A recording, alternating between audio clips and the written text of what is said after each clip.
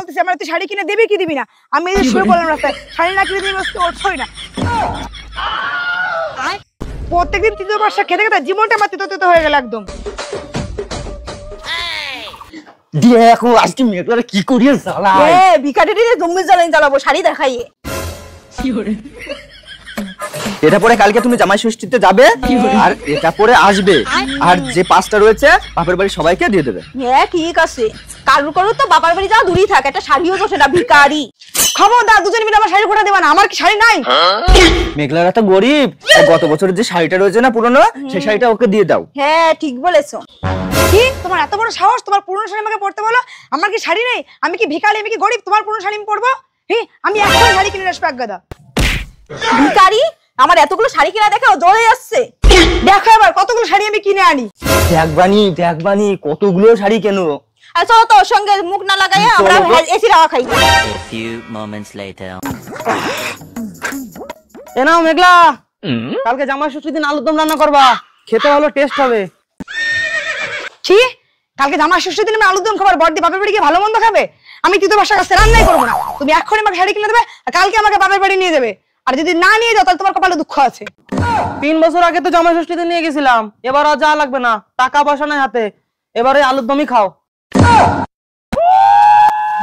আমি তো মেঘলার ওই কথাই বলছিলাম, তোরা তো গরিব, তোরা তো শাড়ি ফাড়ি কিনতে পারবি না, তা 12 বছর আগের একটা নতুন শাড়ি রয়েছে, সেই শাড়িটা দিস কেন? খবরদার তুমি 12 বছরের পুরনো শাড়ি কিন্তু আনবা না। আর কালকে জামাই ষষ্ঠী, আমার শাড়ি কোথায়? দেখো তো আমি লাল শাড়িটা পরবো না হলুদ শাড়িটা পরবো, তোমাকে বললাম এতগুলো শাড়ি দিয়ে লাগবে না, তারপরেও তুমি দিলে। দেখেছো তোমার বৌদিকে কতগুলো শাড়ি কিনে দিয়েছে। তুমি আমাকে শাড়ি কিনে দেবে কি দেবে না কালকে? আরে ভাই মেঘলায় কত করে বললাম, সে 12 বছরের নতুন শাড়িটা নিলই না মোটে। এই নাও এই শাড়িটা ওকে দাও। নেবো না তোমার এই পুরনো শাড়ি আমি। এটা তো ভালোই মানাচ্ছে তোমাকে, তুমি এইটাই পরো। হ্যাঁ মেঘলা তোকে সেই মানিয়েছে। কি লোকের এই পুরনো শাড়ি আমি পরবো? দেখো আবার শাড়ির জন্য আমি কি করি।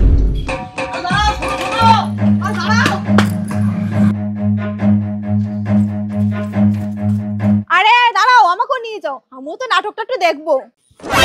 আরে তুমি থাকো, আমি নাটকটা দেখে আসি। দেখো এবার নতুন শাড়ির জন্য আমি কি করি। হে মেঘলা দোষ না, ওইভাবে গাড়িতে চাপা পড়বি। আসুক গাড়ি, নতুন শাড়ির জন্য সব করতে পারি।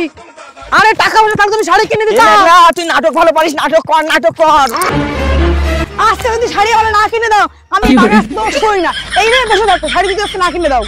আর একটা শাড়ির জন্য তুমি রাস্তায় বসে পারলে, রাস্তা থেকে উঠে আসো। হে মেঘলা তোর মতন যদি আমার বউ করতো না, তোরাই দাঁত ফেলা দিতাম। কি শেষবারের মতো আমি বলতেছি আমার তুই শাড়ি কিনে দিবি কি দিবি না? আমি এই যে শুয়ে পড়লাম রাস্তায়, শাড়ি না কিনে দিবি ওঠই না। দেখবি তুই আমার নাটক, আমার তুই শাড়ি কিনে দিবি কি দিবি না? আমি থাকবোই রে, শাড়ি কিনে এবার দিতেই হবে, ওঠই না, নাটক দেখবি তুই এবার।